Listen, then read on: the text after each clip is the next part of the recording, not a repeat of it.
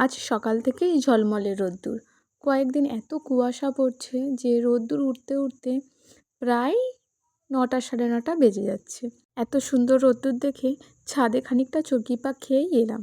তারপর মূলো শাকগুলোর উপর চোখ যেতেই ভাবলাম যে আজকে ভাজা খাবো, তাই ছোট্ট ছোট্ট করে একদম কুচিয়ে নিয়েছি। আগে আমরা যখন পুরানো বাড়িতে থাকতাম, আমাদের ওই পুরানো বাড়িতে অনেকটা জায়গা বাড়ির সামনে পড়ে থাকাতে মা জেঠি মিলে অনেক শাকসবজি চাষ করতো।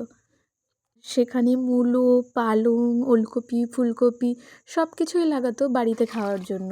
তখন কিন্তু এতটা পছন্দের ছিল না মূলো শাকটা। ওই যে এখন চলে এসেছি নতুন বাড়িতে, নতুন বাড়িতে তো এই চাষ টাসের কোনো ব্যাপারও নেই, কিন্তু মিস করি জিনিসগুলোকে খুব।